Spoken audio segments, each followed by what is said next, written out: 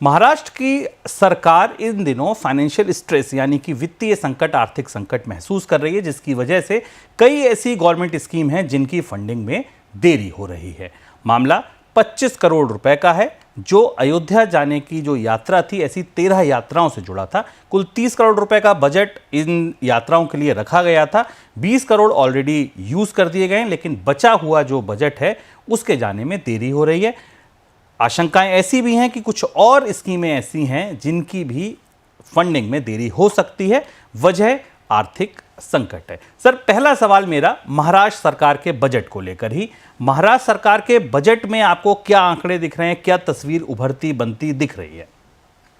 शुभम, धीरे धीरे राज्य सरकारों के बजट दबाव में आने लगे हैं और चुनाव की राजनीति का जो चुनाव की लोक लुभावन राजनीति थी उसका असर हमें बजट पर दिख रहा है। महाराष्ट्र में 3 स्कीमें मुश्किल में फंसती दिख रही हैं, जिनके पर फैसले लिए जा चुके थे लेकिन उन्हें रोका जा रहा है। एक का जिक्र आपने किया, जो कि नागरिकों को तीर्थ यात्रा कराने की थी।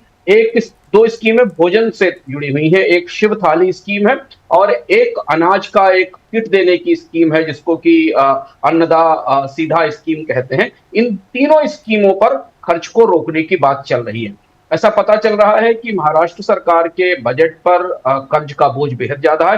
महाराष्ट्र सरकार की वित्तीय स्थिति पर चर्चा पिछले 5 साल से अलग अलग स्तरों से होती रही है और जो वित्तीय दबाव है बजट को देखते हुए, उसे अब चुनाव के बाद ठीक करने के लिए कुछ स्कीमों पर क्रियान्वयन रोका जा रहा है। जैसे कि जो अन्न देने की स्कीम है, जो फूड ग्रोसरी का एक पैक देने की स्कीम है, उसको पर करीब करीब 161 करोड़ रुपए का बजट था, जबकि बाकी जो दो स्कीमें हैं 2022 में था, 2024 में इस पर 160 करोड़ रुपए खर्च होने थे। और इसका असर हमें आने वाले दिनों में कई और राज्यों में भी दिखाई देगा।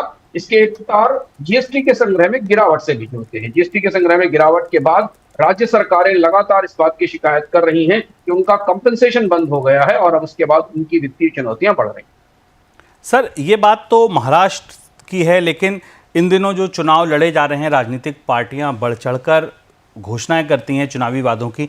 आपको लगता है ये बात महाराष्ट्र से निकली है लेकिन दूर तक जाएगी? अभी दिल्ली के चुनाव हाल में संपन्न हुए हैं।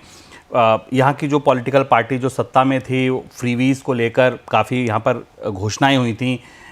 भाजपा जो सरकार सत्ता में आई है वो भी अपने घोषणा पत्र में तमाम चुनावी वादों के साथ आई है। आपको लगता है इस तरीके की दिक्कतें, इस तरीके की चर्चाएं आने वाले दिनों में और आम राज्यों के बजट में भी हो जाएंगी?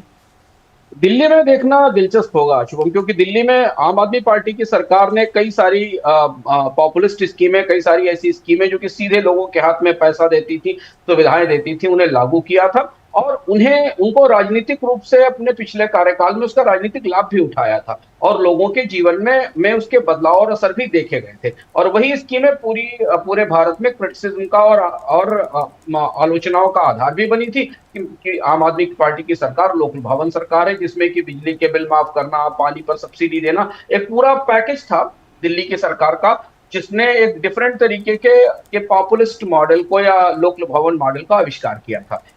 उसके बाद क्रमशः हमने अन्य राज्यों में भी देखा, जितने राज्यों में चुनाव के लिए जाने वाली सरकारें हैं, ये चुनाव में जाने वाली पार्टियां हैं, वो इस तरीके की स्कीमों का, जिसमें कैश ट्रांसफर, कैश टूल्स सबसे ज्यादा होते हैं, उनकी घोषणा करती है। पर एक महत्वपूर्ण बात देखने वाली है कि पिछले अगर आप 2-3 साल के सारे राज्यों के चुनाव देखें तो चुनावी दलों ने जो वादे किए हैं उनको पूरे करने के बाद जब मौका आया है और सत्ता में पहुंचे हैं तो उन्हें बहुत सारे किंतु परंतु आए हैं और इसके उदाहरण दिखते हैं। दिल्ली के मामले में देखना इसलिए दिलचस्प होगा शुभम, क्योंकि दिल्ली में चुनाव काफी तीखा और तेज तर्रार था और उस बीच में भारतीय जनता पार्टी की तरफ से वादा भी किया गया था कि आम आदमी पार्टी की स्कीमों को नहीं बदला जाएगा। अब जिस स्थिति में महाराष्ट्र की सरकार को देख रहे हैं, आने वाले समय में क्या भारत के समग्र राज्य सरकारें या खासतौर पर दिल्ली की सद में आने वाली बीजेपी की सरकार इन स्कीमों का क्रियान्वयन बदलेगी, इनका बजट सीमित करेगी, या ये लोक लुभावन स्कीमें जारी रहेंगी? क्योंकि इसके दिल्ली एक किस्म का मॉडल था और अगर दिल्ली में आम आदमी पार्टी की चलाई हुई स्कीमों का स्वरूप बदलता है तो फिर अन्य राज्यों के लिए भी ये बात एक रास्ता खोलेगी कि वो अपने यहाँ भी स्कीमों पर, लोक लुभावन और पॉपुलिस्ट स्कीमों पर बजट में कटौती करें।